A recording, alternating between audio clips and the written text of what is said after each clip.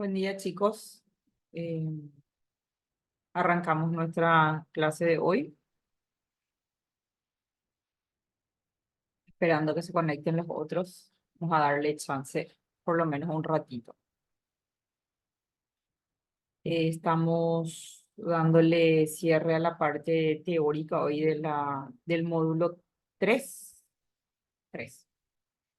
Y nuestra próxima clase tiene que ser presencial, recién confirmado para el día 17, chicos, por problemas de...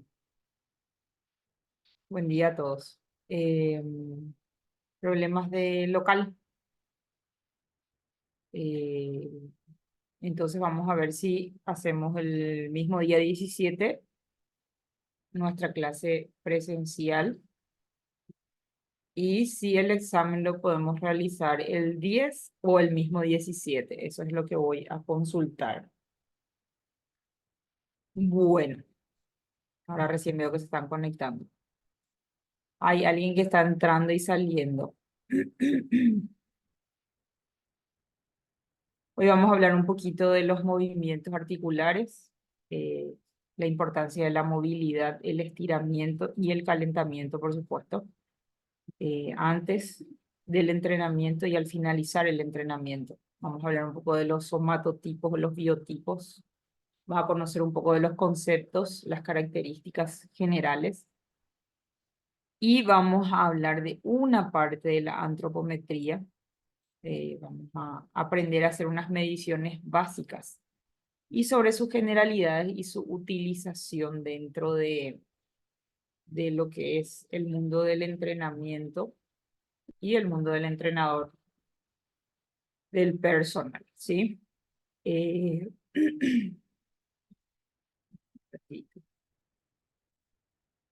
me desaparece mi...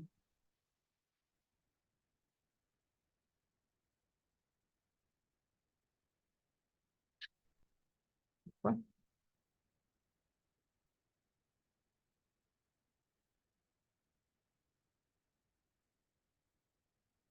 mm,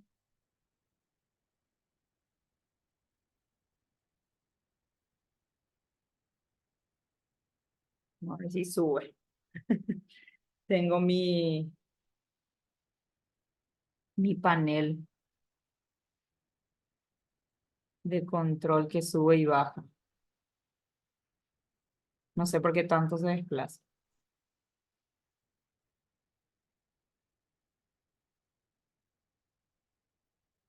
Y bueno, vamos a dejarle ahí entonces.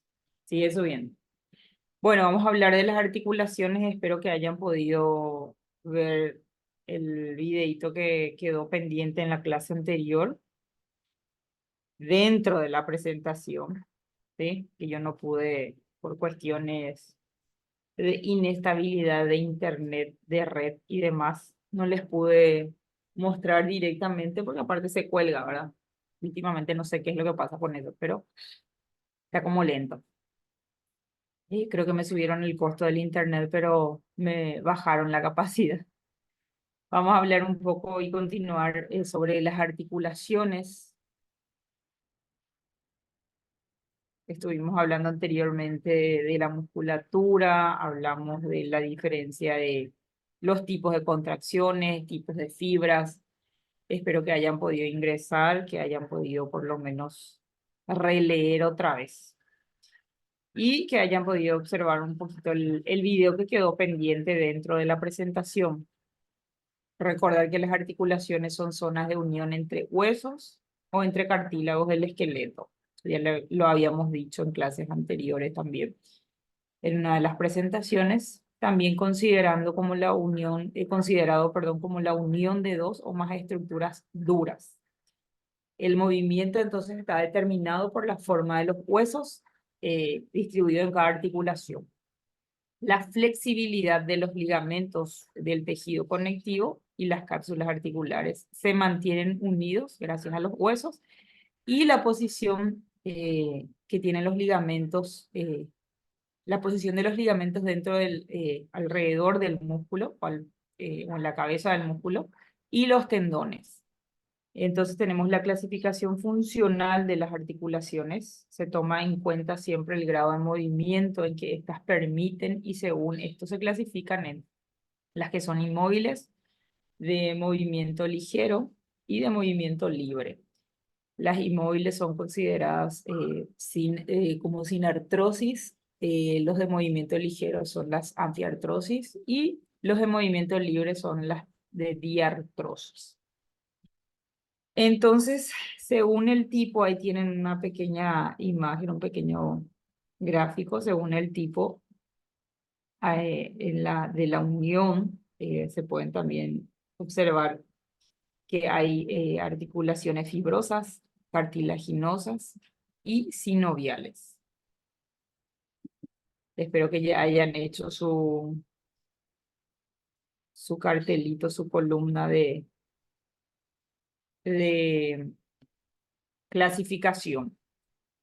¿Cómo funciona cada articulación? Y por eso es que siempre se dice vamos a aceitar la bisagra, porque justamente todas funcionan, todas las articulaciones funcionan como una bisagra. Para darlo, ejemplificarlo mejor, fíjense que existe, por ejemplo, en la zona del húmero, radio y cúbito, que lo encontramos en el brazo, cómo funciona la articulación del codo, ¿sí? Entonces se conoce como articulación bisagra por el movimiento. La articulación que se encuentra uniendo el omóplato, la clavícula y la zona del húmero también, o sea, la articulación del hombro, es una articulación considerada de rótula esférica. Y más o menos esa es la forma que tiene. Ya tienen la otra zona que es de la cadera, que es una articulación pivotal. Y en lo que es radio, estás en la zona otra vez entre la muñeca y los dedos, ¿sí? Tenemos una articulación elipsoidal. Tienen unas imágenes de referencia para que más o menos ustedes se imaginen o lo comparen con una bisagra o con diferentes tipos de bisagras de acuerdo al movimiento y a la unión que tienen. Entonces, de este lado tienen otra vez igualmente el ejemplo de qué zona, cómo sería la distribución, y van a encontrar también la articulación de fosa y bola que se encuentra en lo que es la zona del hombro. Fíjense que la bisagra, por ejemplo, está en la zona del codo. Después tenemos entre el radio y el metacarpo, que es en la mano. Tenemos la elipsoidal, tenemos en la mano, y la de pivot que tenemos en la zona del cuello. En la zona de rodilla y cadera, fíjense cómo es la estructura y el punto de unión.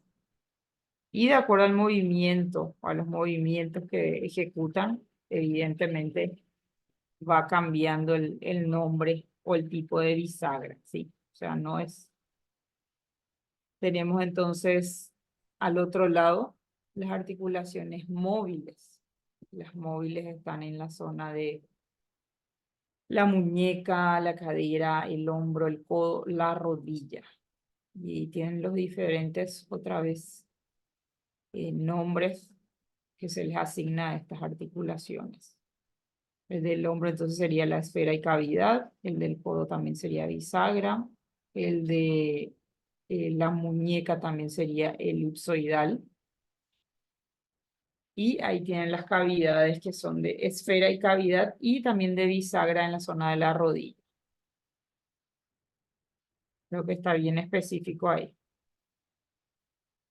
Si hablamos de movimientos de rodilla, que también ejecuta un movimiento parecido o conocido como bisagra, esa articulación funciona como una bisagra y de hecho el nombre, según el movimiento, es también de bisagra.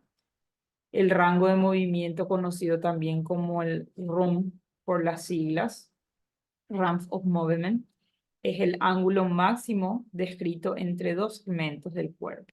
O sea, esto hace referencia, no es solamente aquí que tenemos, acuérdense que tenemos también un movimiento de bisagra en el codo. Codo, rodilla tienen movimientos muy similares y uniones muy similares. Entonces acá habla de que es el ángulo máximo entre dos segmentos del cuerpo en un plano de referencia, el cual es realizado por medio de articulaciones, es decir, el número de grados a través del cual una articulación es capaz de moverse, ¿sí? Y fíjense que, por ejemplo, la rodilla, ahí tienen en la imagen el movimiento de flexión y extensión desde una posición de sentado, ¿sí? Fíjense que puede llegar a flexionarse, o sea, con ese movimiento de bisagra, puede llegar a flexionarse hasta 140 grados, que es una flexión completa, que sería doblar la pierna hacia atrás o llevar el talón a la cola prácticamente. En posición de apoyo sería 90 y en extensión sería 0 grados, o sea que es una extensión completa. Abajo tienen otra imagen, ahí tienen el movimiento que ejecuta la rodilla, que sería el movimiento en bisagra. Y abajo tienen justamente cómo está distribuido otra vez la rodilla en extensión, como se veía la imagen en 3D, y la rodilla en flexión. Acá tienen igual los rangos. Ahí se me fue una imagen por detrás, chicos, pero no se preocupen, hay otra más y voy a corregir eso. Se me escapó ese detalle. Que de un lado es el movimiento justamente que se ejecuta desde la cadera. Fíjense, la primera imagen que está arriba es en un plano sagital, el movimiento que se ve de perfil. En un movimiento frontal, ¿sí?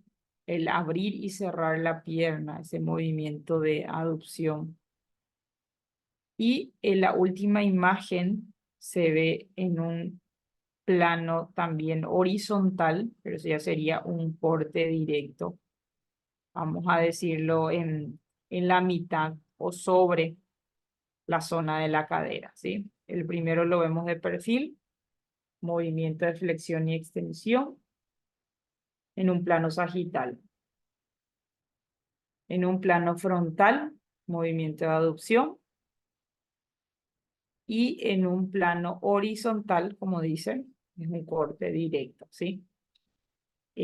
Ahí tienen cómo se ve precisamente la imagen de ese movimiento y cuántos grados se realiza, cuántos grados se está realizando. Por ejemplo, una flexión de rodilla se realiza a 120 grados. Cuando hago una extensión, vamos a decir una patada, o sea, llevar la pierna extendida hacia atrás, lo realiza hasta en 20 grados. Si hago una abertura, una separación de la zona media, eh, una aducción, lo estoy realizando en 40 grados. Y si hago el movimiento contrario, ¿sí? Una aducción, que es un acercamiento, lo estoy realizando en 25 grados. ¿Vamos? Les voy a mostrar el otro. Acá tienen los planos anatómicos y de acuerdo a estos planos se ejecutan los diferentes. El rango de movimiento en sí habla de la capacidad de cada zona o si lo vamos a referir en movimientos que sean en grados de movimiento de acuerdo a la zona articular, ¿sí?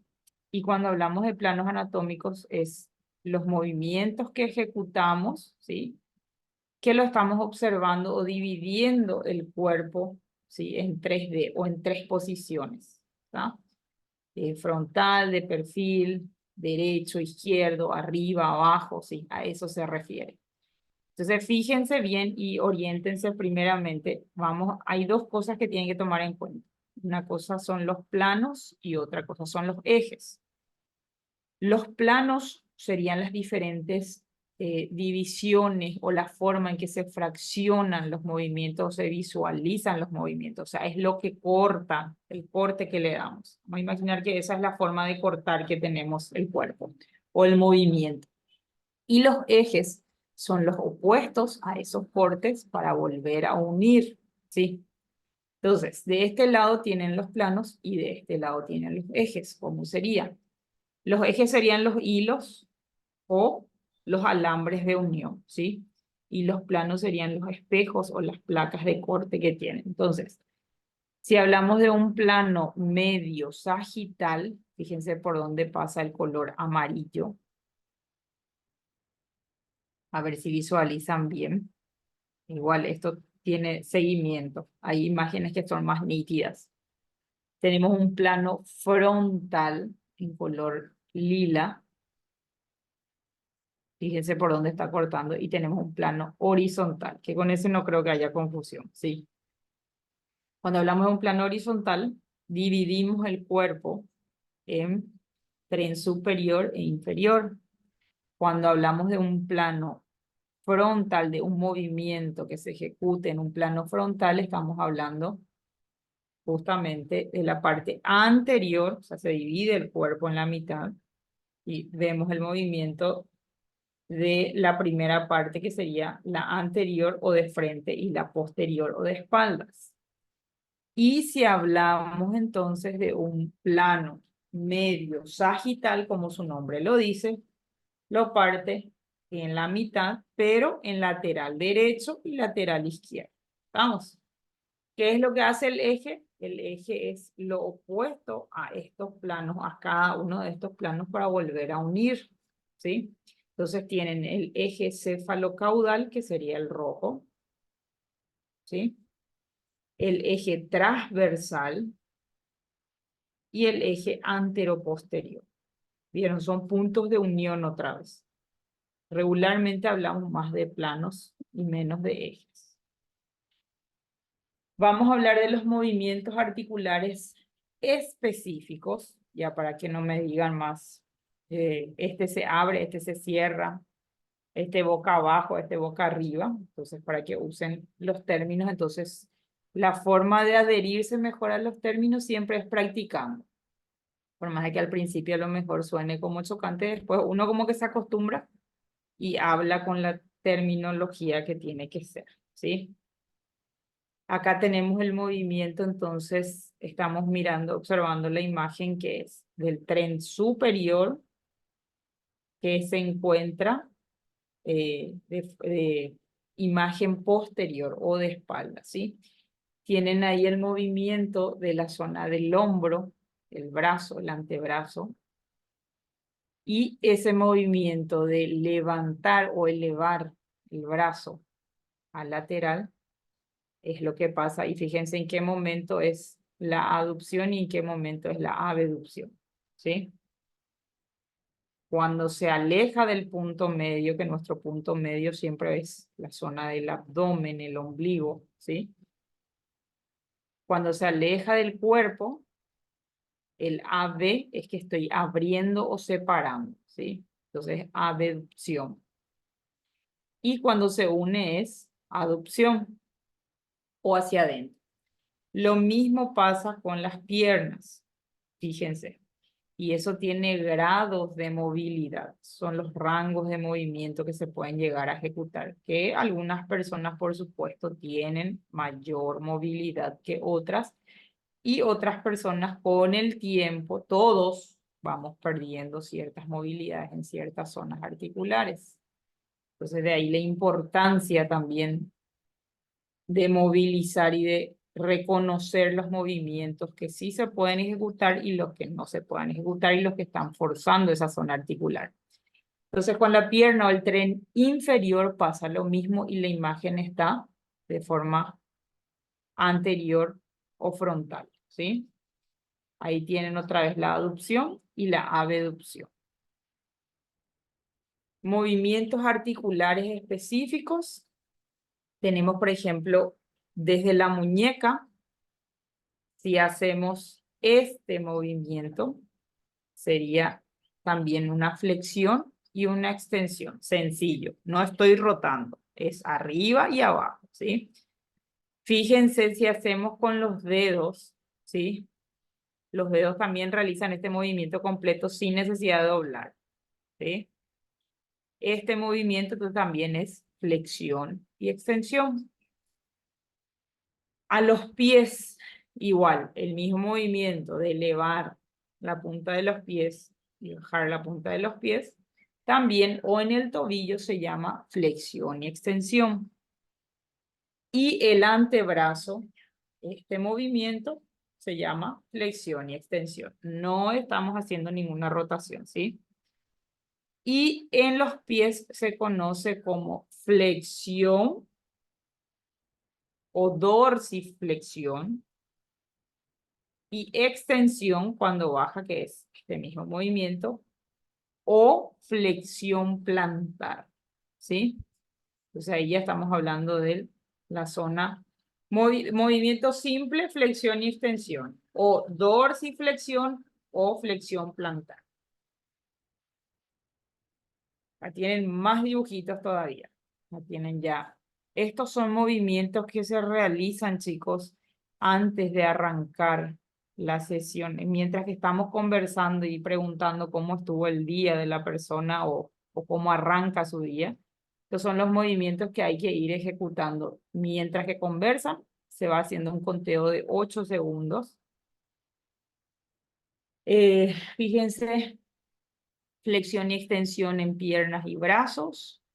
Elevación y depresión de los hombros, el famoso a mí que, eso se llama elevación y depresión es cuando baja. Tienen otra vez en piernas, tienen aducción, abducción, rotación medial o rotación media también de la rodilla o la pierna que puede ejecutar ese movimiento. El codo también, de hecho, desde el hombro, ¿sí? Este movimiento es una rotación media, no es una rotación completa. Flexión y extensión del tronco, ¿sí? Flexión y extensión del antebrazo, flexión y extensión de la palma de la mano desde la muñeca y pronación y supinación que ya saben cuál es. En rodilla y en tobillo, en rodilla tenemos flexión y extensión y en tobillo también tenemos el movimiento semicircular, ¿sí? Que se llama circunducción. Y si yo hago este movimiento completo de rotación en el hombro, sea hacia adelante o hacia atrás, también se llama circunducción, ¿sí? No es circuncisión, es circunducción, ¿sí? Y en la planta del pie o desde el tobillo tenemos la dorsiflexión y la flexión plantar. Ahí tienen algunas imágenes de referencia porque en la próxima clase presencial les va a tocar a ustedes hacer el calentamiento, el estiramiento, la rutina y el estiramiento final. ¿Está bien? Y vamos a ver con qué orden. Vamos a designar por grupos quiénes van a hacer, quiénes van a dirigir la parte del calentamiento, quiénes van a dirigir la parte del... Creo que lo vamos a hacer por sorteo. Así no van a decir que tengo favoritismo, no. Tienen ahí los movimientos que puede ejecutar el tronco, ¿sí? Movimientos laterales, movimientos de rotación media, anteversión y retroversión de la zona de la cadera también, ¿sí? Eso de adelantar y llevar hacia atrás ese movimiento de cadera. No es el cuadradillo, ¿sí? Pero es muy parecido. En el cuello tenemos entonces también una rotación media, flexión y extensión. Es más limitado y hay que hacerlo con más cuidado. Y son también flexión y extensión lateral. En las extremidades inferiores tienen todo lo que sea aducción, dorsiflexión, eh, tienen también un poco de circunducción. Desde la zona de la cadera se puede ejecutar, la rodilla también. Entonces, para que vayan acoplando eso a su terminología. Si hablamos de postura, ahí tienen otra vez los diferentes movimientos que se puede ejecutar según la zona articular. El antebrazo flexión y extensión, desde la muñeca, pronación y supinación, separación o unión de los dedos también se llama, siempre que se separe, ¿sí? Se llama adducción, ¿sí? Y siempre que se junte cualquier zona del cuerpo o se cierre, se llama aducción. También pasa lo mismo con el antebrazo, el brazo completo. Y ahí también tienen la circunducción, que sería la rotación del hombro, que ya les mostré. Y tienen una rotación media en la zona, que se puede ejecutar desde la zona de la cadera, en la pierna, o simplemente desde la zona de la rodilla, porque son articulaciones que tienen esa capacidad o conocido como articulación bisagra, ¿sí? Cuando la persona se tiene que echar boca arriba o de costado o boca abajo, ¿sí? Ahí están los puntos de apoyo y cuando se van o van a sugerir que la persona o su cliente o su alumno, ustedes, a sus compañeros, se acueste boca arriba, eso es conocido con el término de cúbito dorsal porque va en el apoyo, ¿sí? De la espalda en el suelo. Y esos son los puntos de apoyo. Si voy a estar del lado, se llama decúbito lateral. En posición de acostado estamos hablando. Y si voy a estar boca abajo, también es decúbito prono. Acuérdense de esto también en la mano, que en la mano habíamos visto, ¿sí? Lo que era supinación y pronación, ¿sí? Y prono sería boca abajo, ¿está bien? Entonces ahí tienen decúbito dorsal, tener en cuenta que va apoyada la espalda, decúbito lateral, que creo que no tienen problema con eso, y decúbito prono, que sí sería con esos puntos de apoyo o dejando la espalda al reverso, ¿sí? Movilidad articular y movimientos que se recomiendan para el calentamiento. Cuando nosotros vamos a arrancar el calentamiento, siempre, ¿a qué se le dice? No es directamente ponerse a hacer payasitos o hacer trotecitos o hacer taloneo. Hay un proceso.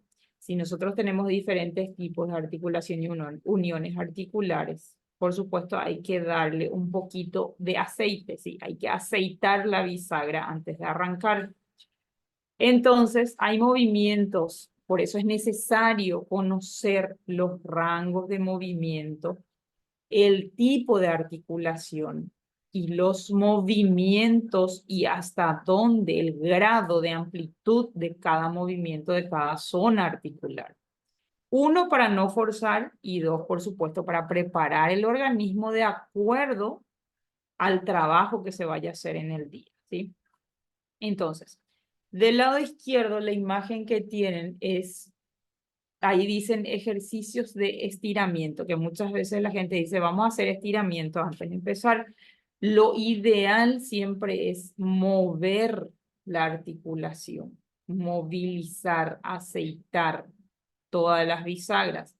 Aunque yo vaya a trabajar solamente pierna, evidentemente para los agarres, el traslado, ¿sí? Los movimientos, yo utilizo los brazos, el codo, el hombro, todo. Entonces, se recomienda una preparación completa, de cuerpo completo, que pueden iniciar de abajo hacia arriba o de arriba hacia abajo, que sería de la cabeza para abajo. Entonces, por eso es tan importante saber hasta dónde y qué movimientos y cómo se llaman esos movimientos que se ejecutan en el cuello, en el hombro, en el codo, la rodilla, la cadera, el tobillo, ¿sí? Entonces, de este lado tienen los movimientos que suelen realizar. Yo lo pondría de la siguiente forma. Los de abajo los pondría arriba. Y esto de arriba lo pondría abajo porque eso ya es una pequeña elongación, ¿sí? Estos movimientos están recomendados para personas que van a hacer corridas o van a hacer un largo rato de resistencia y no tanta musculación, ¿sí? Y del otro lado tienen lo que es la movilidad articular, el calentamiento como tal, por diferentes zonas, que eso es lo que deberíamos de hacer, ¿sí? Mover un poco las piernas. Se hace un conteo regularmente entre 8 y 10, no más de eso. Porque esta es la primera parte, ¿sí? El saludo, vamos moviendo la cabeza, el cuello, los hombros, el codo, ¿sí? y vamos haciendo un conteo mientras que dialogamos. Después de esto, la gente viene y se sube directamente a la cinta o se sube a la bicicleta. Y antes de hacer eso, hay que hacer un pequeño movimiento de movilidad articular, sí o sí, ¿sí? Después de realizar todo eso, se hace una parte más activa. Ahí yo veo si la persona va a ir a la cinta, si va a ir a caminar, si va a ir a la bicicleta o si le voy a hacer unos 5, 3 minutitos de elevación de pulso, que esos son ya movimientos así más activos, que sería, no sé, taloneo, payasito, skipping, algo que le agite un poco más y prepare el cuerpo para lo que viene, o sea, algo que active el cuerpo, ¿sí?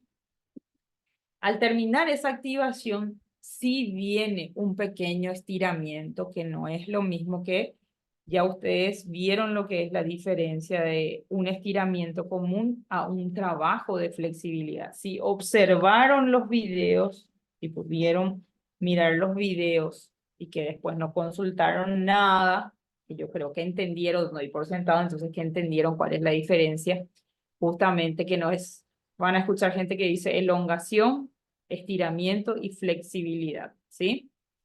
Entonces, el trabajo de flexibilidad es, acuérdense que la flexibilidad también es una capacidad que vamos perdiendo con el tiempo, que también es necesario trabajar para evitar las sobrecargas también. Entonces, si hablamos de flexibilidad, no nos referimos a elongación o al estiramiento como tal, ¿sí?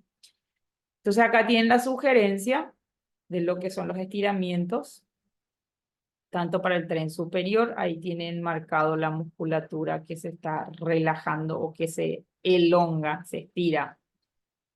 Eh, y tienen un poco de lo que es, este es más para tren superior, diferentes movimientos cuando uno trabaja, por ejemplo, pecho, espalda, bíceps, tríceps, voy relajando. Eso sería al finalizar la clase, chicos. Y los estiramientos que son sugeridos, que esta imagen me gusta bastante porque tienen marcada la musculatura, tiene la imagen y por supuesto tiene el nombre del músculo que se está estirando o elongando, ¿sí?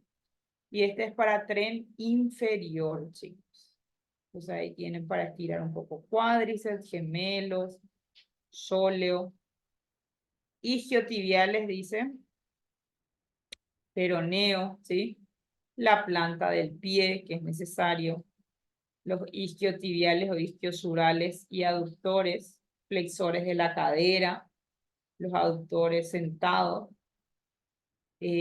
fascia lata, iliotibial.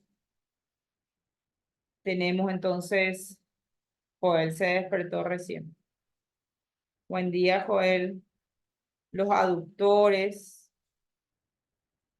glúteos, ¿sí? La forma sencilla de estirar. Pues ahí tienen las sugerencias.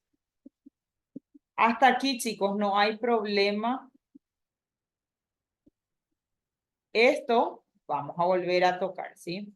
Lo de los planos y ejes vamos a volver a tocar con algunos movimientos específicos, ¿está bien? De tratar de diferenciar por sobre todos los planos, es dividir el cuerpo en, recordar que es la división del cuerpo en lateral derecho, lateral izquierdo, látero derecho, látero izquierdo, tren superior, tren inferior y después tenemos la parte anterior y posterior o de frente y de espalda. Los diferentes movimientos que se pueden ejecutar con las diferentes zonas del cuerpo según la articulación, según la unión articular y el tipo de unión que tengan. Algunos nombres de movilidad articular y algunos ejercicios para las diferentes zonas. Y el estiramiento. Hasta ahí no hay dudas.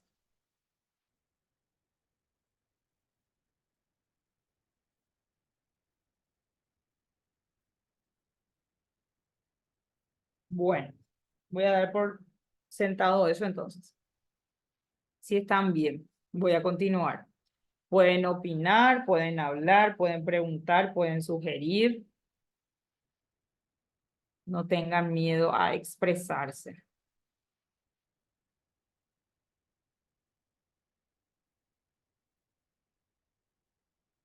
Vamos a adentrarnos entonces, ahora vamos a pasar a lo que son los somatotipos que habrán escuchado en algún momento ya.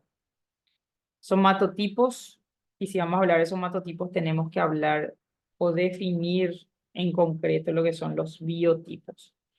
Entonces, los somatotipos son categorías en las que se clasifican los cuerpos, ¿sí?, según su forma. Esta teoría fue desarrollada por el psicólogo William Herbert Sheldon en el año 1940. Ahí empezó.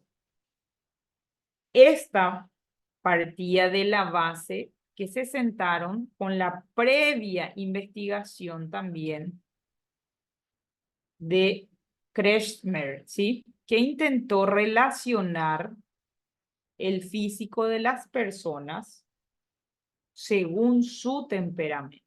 O sea, anteriormente esto tuvo una base de investigación psicológica y según se basaban en el temperamento de las personas. De acuerdo al temperamento o la personalidad, es que uno entraba en un grupo o en otro somatotipo, ¿sí? Después de ese tiempo, estamos hablando de 1940.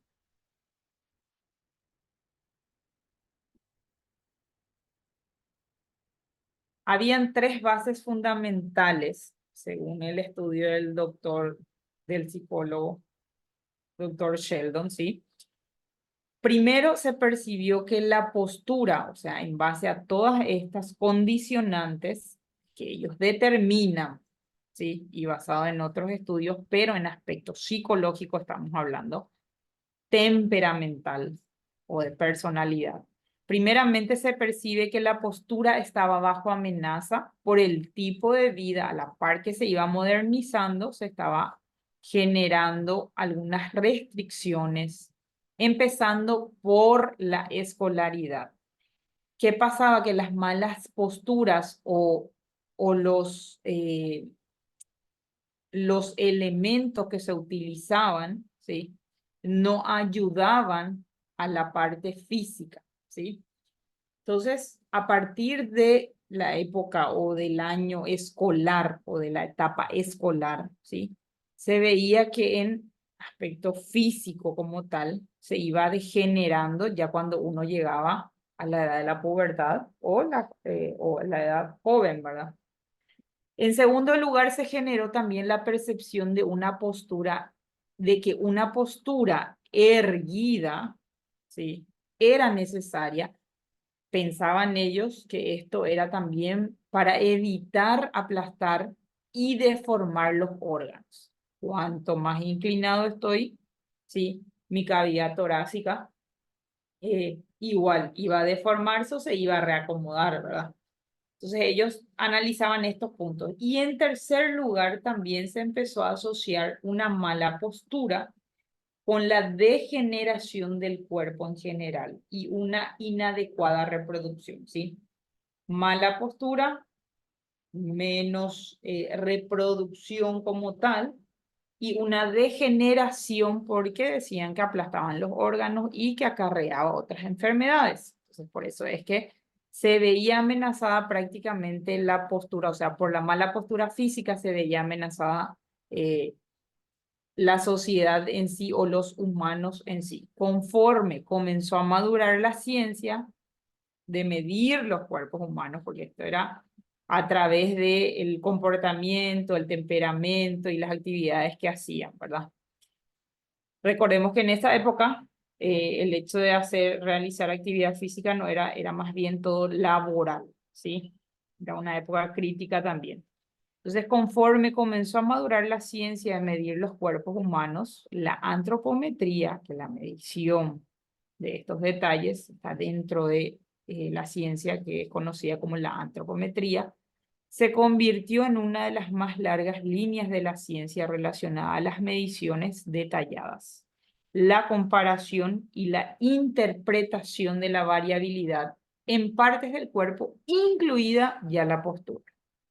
A finales del siglo XIX es cuando la actividad física, por medio de una profesión emergente, que sería la educación física, comienza a darle importancia a los factores corporales y posturales.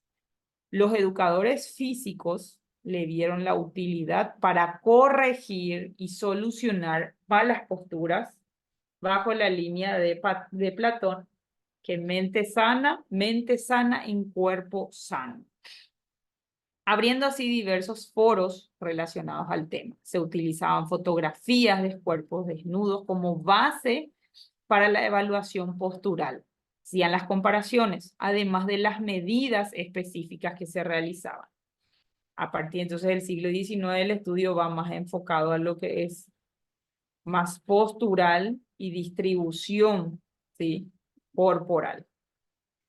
Entonces, para aclarar, tenemos que decir que el biotipo, si nos referimos o si escuchamos hablar de biotipo, el biotipo es la forma típica de un organismo, cualquier organismo, que puede considerarse como modelo de una especie, variedad o raza, ¿sí? Esto no va solamente a nosotros, a los seres humanos. Entonces, el biotipo está conformado por un genotipo y un conjunto de fenotipos. El genotipo, como su nombre lo dice, vendría siendo la carga genética con la que uno viene, mientras que el fenotipo son las características físicas, lo que ya podemos observar desde afuera, ¿sí? Siendo entonces esta la representación visual de esta carga genética que yo traigo. Por este motivo, los somatotipos, que es donde nosotros vamos a adentrarnos un poco más, solo se consideran dentro de las características fenotípicas actuales, ¿sí? O sea, los somatotipos es de ahora, de la actualidad, ¿sí? Porque a pesar de que sean dadas por una carga genética que tiene mucho que ver, ¿sí? También nuestra interacción con el entorno, ahí tiene que decir entorno, no entrono, influye en nuestras características físicas. Dónde me crío, la cultura de la que vengo, la altura del lugar donde vivo. De ahí es que van a ver ustedes personas que son o más altas o más bajitas, que son tienen más resistencia, otras personas que son como más fuertes, otras personas que son más robustas, otras que son más delgadas, ¿sí? Pero todo esto no es solamente una cuestión genética, sino también es una cuestión externa del lugar mismo donde yo estoy, o el ambiental, a eso va, ¿sí? Entonces, por eso dice que la interacción también, aparte de la carga genética, la interacción con el entorno influye en nuestras características, sobre nuestras características físicas. Además, no se realiza un análisis genético cuando se efectúa la medición del somatotipo, quedando simplemente en una característica fenotípica del momento de la medición.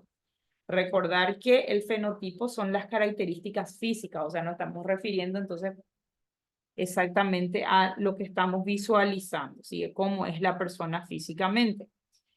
Estos datos son antiguos, o sea, antiguos les digo ya 2015, 2015 creo que es, y no es un poquito menos.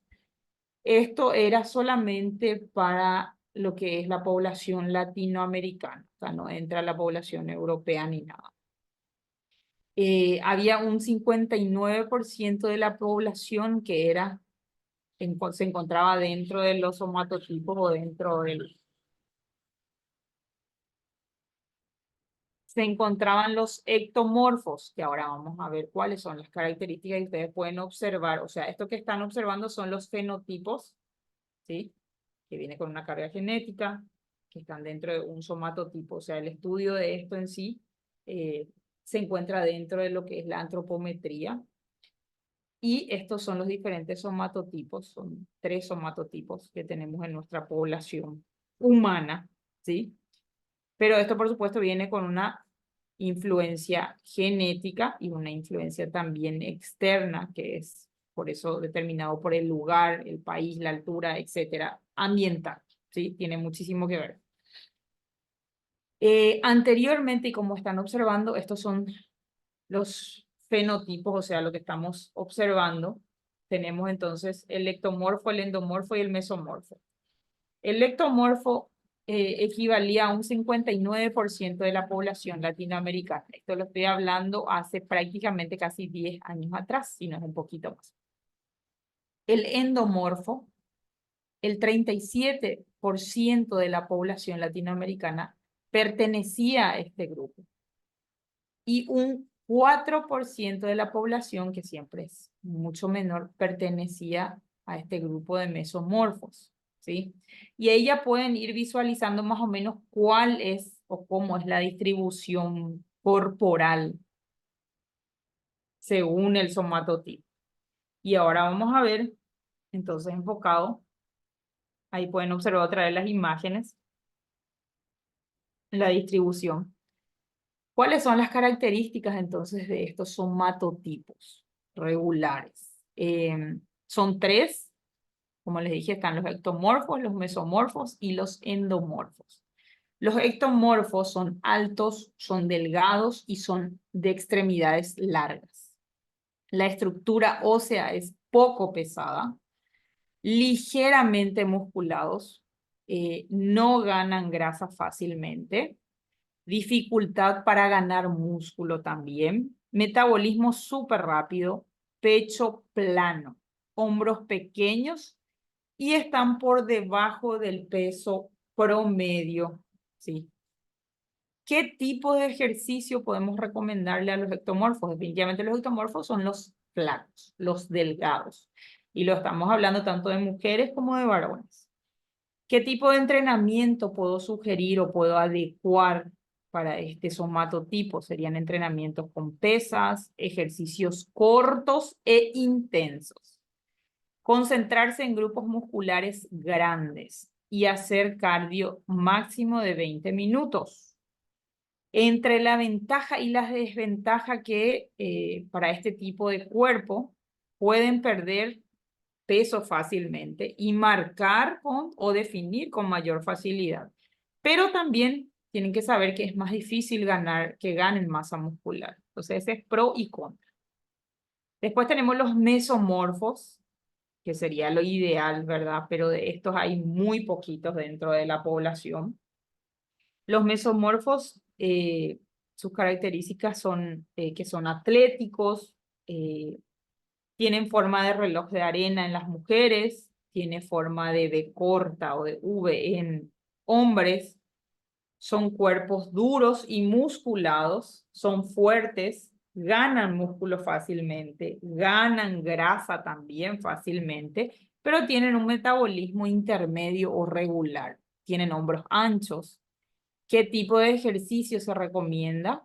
Entrenamiento con pesas y cardio. Controlar las calorías consumidas. Ventaja y desventaja, estos casi no tienen porque ganan fácilmente músculos y en desventaja prácticamente no tienen, o sea, simplemente es controlar las calorías consumidas y ya, pero este es el somatotipo ideal que uno quisiera tener, ¿verdad? Ustedes van a ver gente que se van un mes al gimnasio y son pocos, pero hay. Y definen, o sea, la zona que están trabajando sin una dieta muy estricta, sin una super suplementación. Entonces uno dice a la pucha, pero qué rápido, ¿qué será que está haciendo este? No, en parte genéticamente ya viene predispuesto para esto y entra dentro de este grupo. Entonces ahora ustedes cuando vean entrar algún cliente al gimnasio, entonces ya van a decir, este es ectomorfo, este es mesomorfo, qué clase de ejercicios que le tengo que poner a esta persona, qué tiene de provechoso y qué tiene de negativo trabajar con este grupo de gente. Y después tenemos los endomorfos. Los endomorfos son cuerpos blandos o redondeados. Por lo general son bajos y fornidos, o sea, son petizos. El famoso robustito petizo, bueno, ganan músculo fácilmente, acumulan grasa fácilmente, difícilmente pueden perder peso, o sea, se complica un poco, porque el metabolismo en ellos es lento. Los hombros son anchos o grandes y están por encima del peso medio o promedio de la población. Estos son ya los que tienen sobrepeso, robustos con sobrepeso.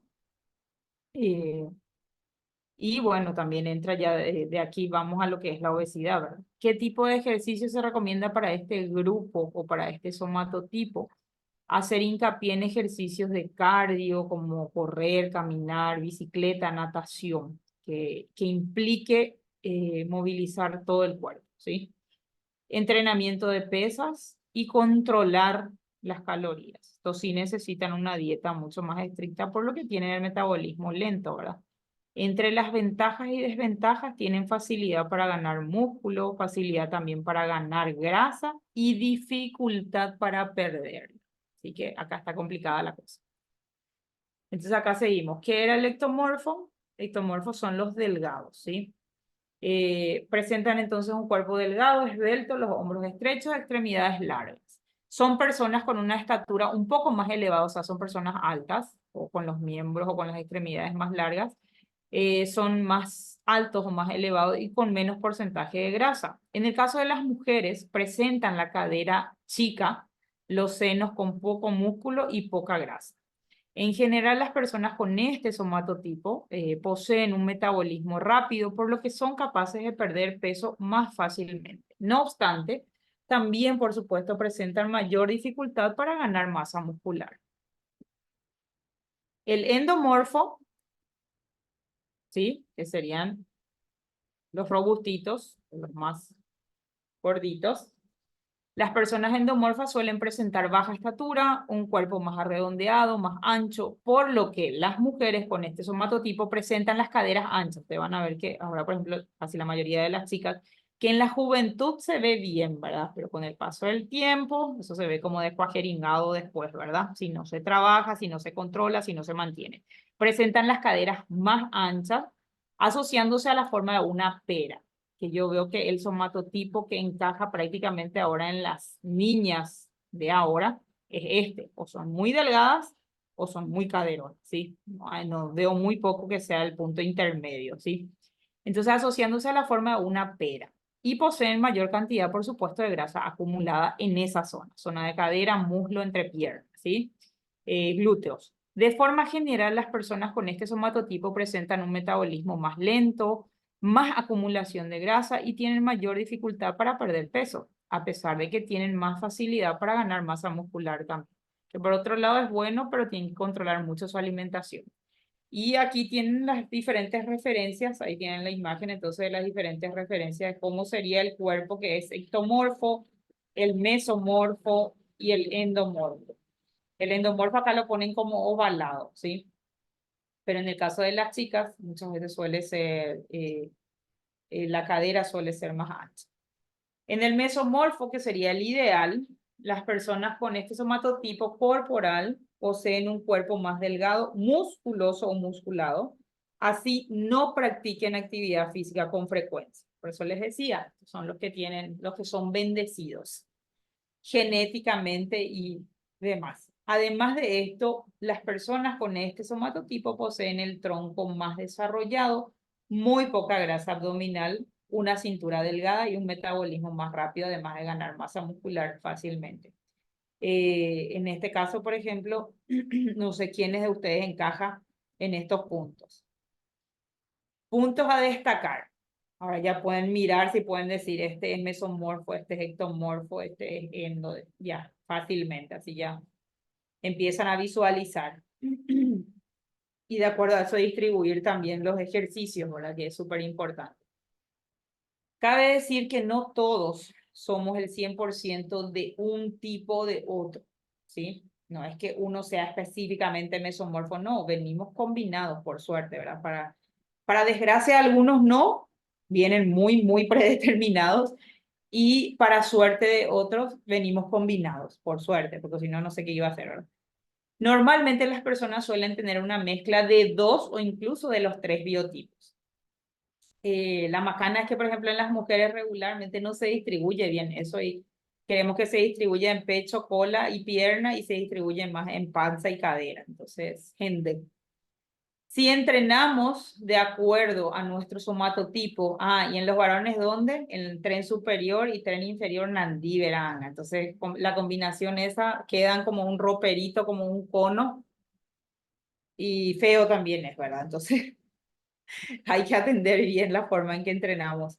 Si entrenamos de acuerdo a nuestro somatotipo, podemos sacar mayor rendimiento, mayor provecho al día a día, aunque ello no debe ser exclusivo. Lo importante es practicar algún tipo de deporte, actividad física y saber cómo entrenar o saber cómo dirigir ese entrenamiento o reprogramar ese entrenamiento de acuerdo a los resultados que ustedes vayan viendo en sus alumnos, clientes, de acuerdo, y tomando en cuenta, por supuesto, estos puntos de referencia. Entonces, aquí tienen otra vez un poquito lo diferente a los otros, a las otras descripciones, es que acá tienen un poquito más detallado lo que pueden comer y lo que pueden consumir como suplementos recomendados. Algunos, ¿sí? El ectomorfo, qué tipo de entrenamiento, breves, de alta intensidad, debe enfocar el trabajo en grandes grupos musculares, eso ya lo dijimos. Al menos realizar 5 comidas al día, que eso todavía no lo habíamos dicho, que es súper importante. Debe comer antes de ir a dormir para evitar el catabolismo o la destrucción muscular. Ahí tienen los suplementos que son recomendados. En el mesomorfo, qué tipo de entrenamiento, rutinas de cardio, pesas variadas, debe controlar el consumo de calorías también y comer varias veces al día cuidando la calidad de lo que consume, ¿sí? Ahí tienen los suplementos recomendados. Y si hablamos del endomorfo, rutinas preferentemente que sean cardiovasculares, ¿sí? Rutinas de pesas enfocadas a conseguir la tonificación, ¿sí? Debe controlar el consumo de las calorías, este sí tiene que tener una dieta adecuada y la cena, si es que cena, tiene que ser ligera y no muy tarde. Y abajo tienen los suplementos que son recomendados. Algunos. La utilidad entonces de lo que es la antropometría y el reconocer o el saber las características de los somatotipos, la utilidad entonces dentro de esta área es solo como un parámetro de partida y como una orientación general hacia dónde queremos llevar la modificación o pulir el cuerpo a través del ejercicio, ¿sí? Siempre enfocado y trabajando en, siempre tenemos pro y contra, todos, ¿sí? Entonces, es resaltar siempre, ver cuáles son las debilidades de esa persona y cuáles son sus puntos fuertes. Y de acuerdo de eso, enfocar el ejercicio, ¿sí? Y por supuesto, teniendo un conocimiento también específico de estas características y cómo le puedo orientar, ¿verdad? Dentro del deporte tiene particularidades específicas. Conociendo el somatotipo se puede ayudar a determinar para qué disciplina deportiva encaja mejor cierto tipo de cuerpo. Puede ser más apto que otro o presentar un mejor desempeño. Incluso se han hecho investigaciones para determinar qué tipo de cuerpo tienen quienes ya son campeones mundiales en algunas disciplinas deportivas. Y de esta manera entonces ya determinan cuál sería el cuerpo ideal, o sea, ya lo usan de base. ¿Sí? Si tengo este somatotipo con este cuerpo, específicamente esta distribución, entonces este es más bueno para deportes de combate, este es más bueno para deportes de velocidad, de tiempo y marca.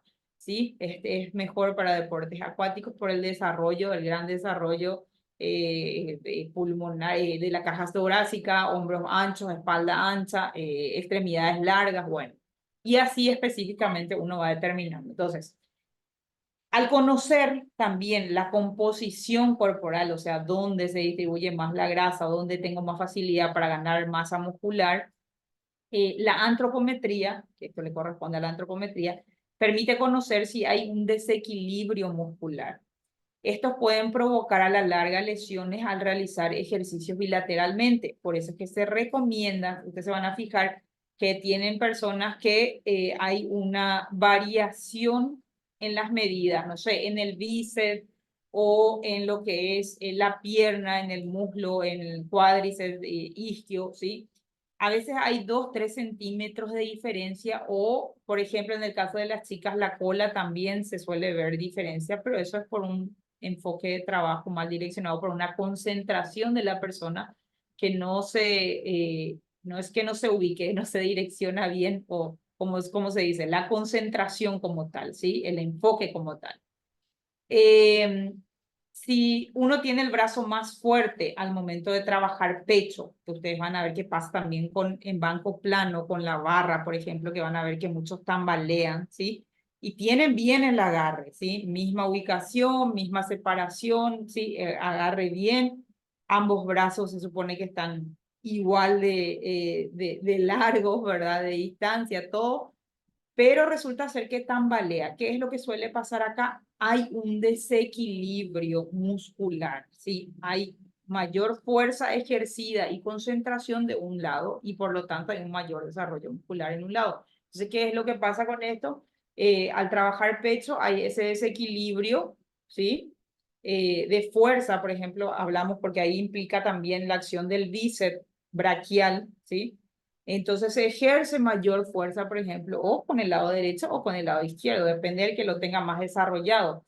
Entonces, al trabajar press de pecho en banco plano, por ejemplo, ese desequilibrio eh, de la fuerza seguramente termina lesionando el hombro, pero del otro lado, el hombro izquierdo. Tengo más fuerza, más desarrollado el bíceps derecho, aplico mayor fuerza, sube antes y queda este retrasando el movimiento o este hace mayor fuerza en ese momento, ¿sí? Y ahí termino lesionando el hombro. O sea, una cosa lleva a la otra. Entonces, lo mismo sucede también con las rodillas en trabajos de pierna, ¿sí? Eh, Acá yo les voy a nombrar a un profesor de educación física y técnico también en antropometría, es el profesor Francisco Osores, que él compara mucho estos movimientos y sí saca mucho en cuenta todo, relaciona mucho con los somatotipos, con lo que es la antropometría, o sea, la utilidad en sí de la antropometría como tal ya dentro de lo que es el entrenamiento, sea del nivel que sea el tipo de entrenamiento, ¿sí? O sea para deportes específicos, o sea para entrenamiento tanto de pesas o musculación como tal. Entonces, es común, sobre todo en los hombres, y atiendan bien esta parte, que este es un dato muy importante, quienes practican ejercicios de fuerza en el gimnasio buscan incrementar, por supuesto, cada vez más el volumen, pero el crecimiento muscular tiene un límite. Depende de la cantidad de huesos. Y si se acuerdan qué cantidad de huesos teníamos en el cuerpo, me imagino que alguno se debe acordar, ¿verdad? Entonces, si tienes un esqueleto, ¿sí? Que pesa 10 kilos, ese esqueleto puede soportar 50 kilos de masa muscular. De ahí es que también toda esta cuestión de la distribución muscular, ¿sí? Dice que depende del peso esquelético, del peso óseo que uno tenga. Y todo este estudio del peso óseo, del líquido en cuerpo, de lo que es agua en cuerpo, de lo que es, se hace a través de la antropometría, ¿sí? Que este es un medio que se utiliza mucho ya en prácticamente todos los grupos de entrenamiento, porque sin estas mediciones anteriormente solamente lo hacían prácticamente cuando uno iba a consultar con la nutricionista. Hoy por hoy esto es un medio necesario también y un complemento para los diferentes tipos de entrenamiento. En los hombres, fíjense esta parte, cada kilo de hueso, ¿sí? Aguanta 5 kilos de masa muscular. O sea, por cada 1 kilo de huesito que ustedes tienen, pónganse que tienen el brazo, ambos brazos, que pese medio y medio. Buenísima distribución. Yo creo que pesa más, ¿verdad? Entonces, por ese kilo, medio y medio, aguanta 5 kilos de masa muscular, pero esos 5 kilos tienen que estar distribuidos, 2,5 kilos de este lado que tiene que estar distribuido en tríceps, bíceps, antebrazo, ¿sí? Y parte del hombro, porque parte desde ahí, de 2,5 kilos para acá, 2,5 kilos para acá, ¿sí? Entonces, por cada kilo de hueso, que tengan los hombres aguanta 5 kilos de masa muscular. Y en las mujeres es 1 kilo menos, o sea, son 4 kilos. Por cada kilo óseo, hueso que tengan, aguanta 4 kilos de masa muscular. Entonces, si una persona, un nene, un pendejo tiene 49 kilos y quiere aumentar, acá la persona dice, el profesor dice, le digo que no, su cuerpo no puede fabricar más músculo porque no lo puede sostener. En ese sentido, el estudio de la antropometría sirve para que la gente no se haga ilusiones y se imagine cosas que no va a lograr. O sea, no le vamos a vender falsedades. Osores entonces explica que antes de todo, lo primordial es tener en cuenta la diferencia entre los conceptos de bajar de peso y adelgazar, que la marca, o sea, que marca el grado de voluminosidad, estamos hablando de volumen. Entre 1 kilo de músculo y 1 kilo de grasa, el primero es de mucho menor volumen. Él se está refiriendo, la antropometría pues son mediciones, ¿sí? Y dentro de esas mediciones hay unas mediciones que son de circunferencia, no de pliegues. Hay otras que son de pliegues que son con elementos específicos, ¿sí? Y este también es un curso que se hace aparte, que es un curso de antropometría. También y tiene niveles, ¿verdad? No es un costo, no es un curso que sea un costo muy accesible muchas veces, porque lo suelen hacer de manera con profesionales que son internacionales, entonces son cursos que se hacen también por niveles, ¿sí? Pero en este caso, nosotros podemos adentrarnos un poco y hablar y lo que podemos y lo que tenemos al alcance lo vamos a utilizar. Y nosotros no vamos a medir pliegues, pero sí podemos medir circunferencias, porque la mayoría de la gente siempre está enfocada en el peso o en la balanza, ¿sí? Y acá realmente este es un ítem más que se tiene que tomar en cuenta, lo del peso. Claro que es un punto de referencia, pero no puede ser el principal punto de referencia. Entonces, principalmente hacerle entender a la gente que el peso no es lo más importante, ¿sí? Que el contorno o la circunferencia o el volumen o el tono muscular es un concepto que hay que tener en cuenta y que es uno de los ítems, una de las referencias más importantes que el peso. Para mí el peso pasaría a segundo plano, ¿sí? Entonces el profesor Osores explica que entre 1 kilo de músculo y 1 kilo de grasa, ¿cuál es la diferencia?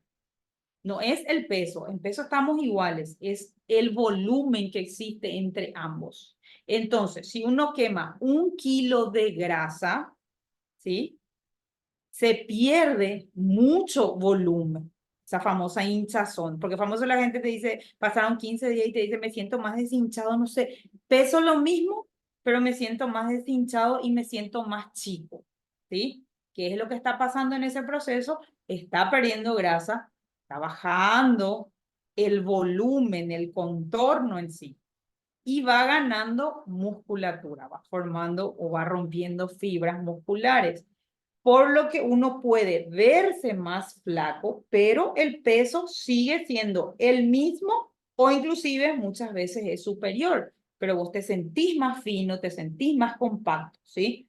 Por lo tanto, el especialista subraya que el peso es un dato más, y eso es lo que ustedes tienen que tratar de meterle también a sus clientes, que el peso, y especialmente las mujeres, es un dato más y no un parámetro de referencia principal.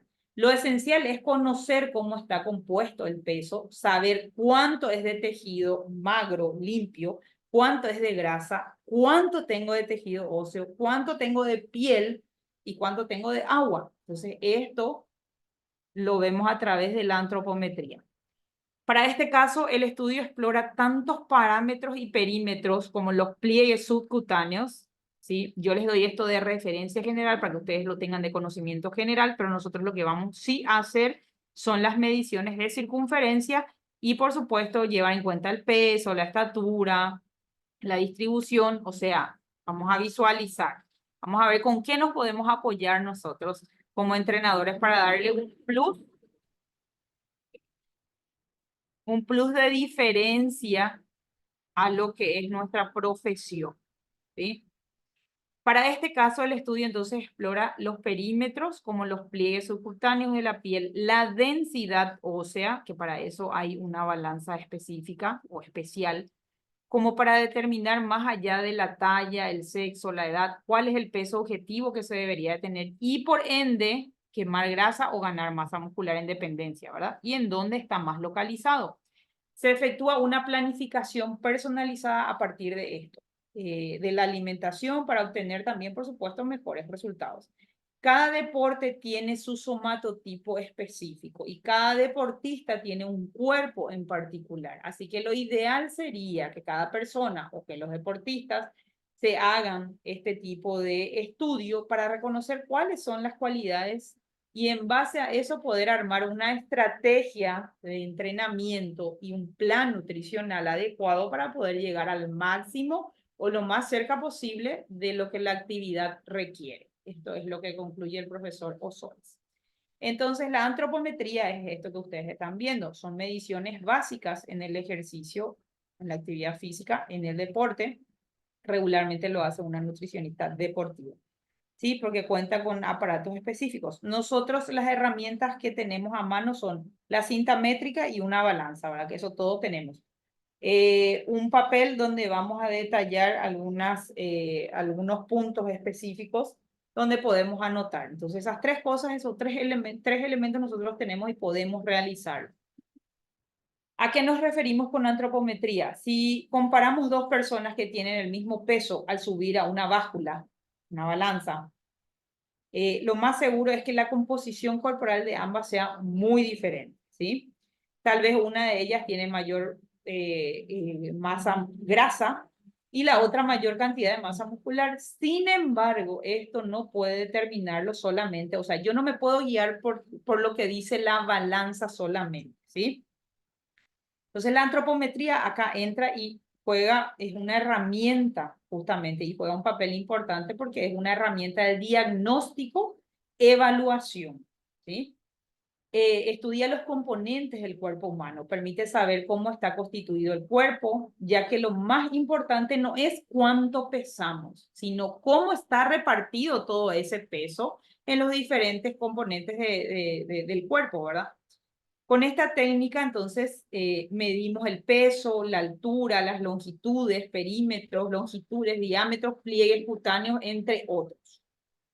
Antropometría nutricional. Estas técnicas de antropometría también pueden ser utilizadas como una herramienta para evaluar el estado nutricional del individuo.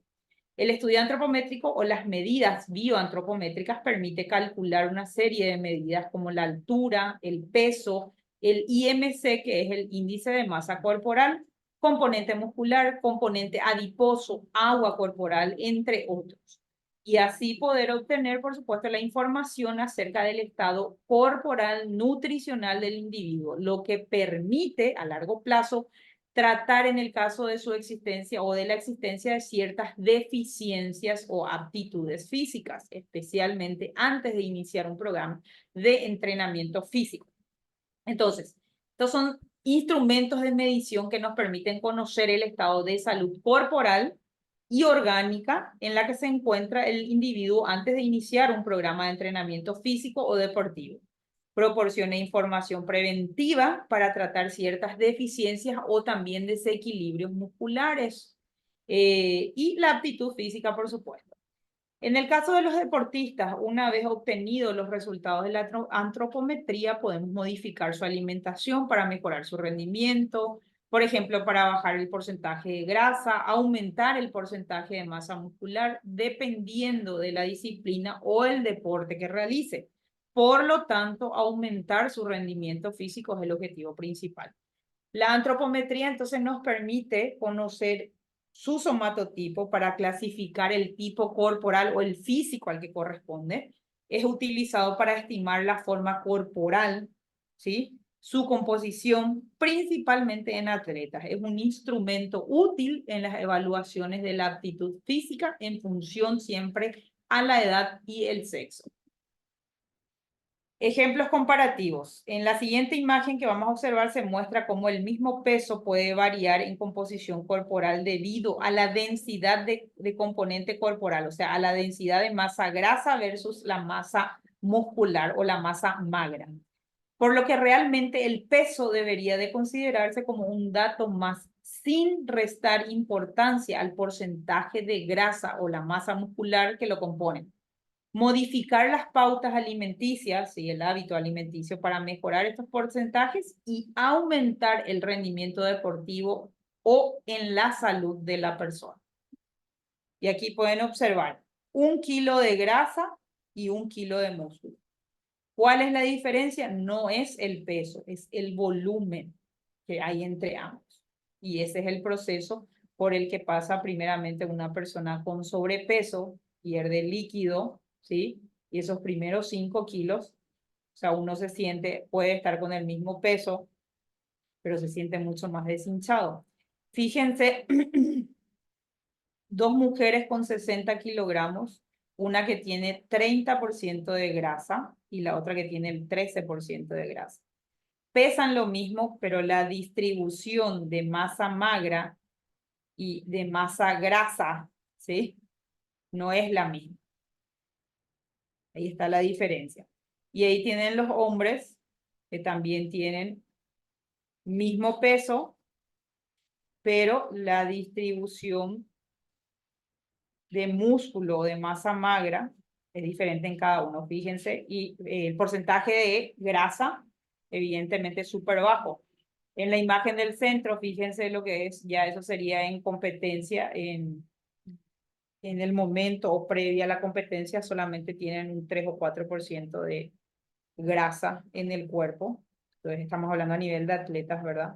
De competencia. 6-7% y una persona que se cuida, que entrena bien, un varón principalmente 9-10%. Y ahí tienen lo que es el 22% de grasa y el 30 y el 32% de grasa en una persona que pesa lo mismo. O sea, los tres pesan lo mismo.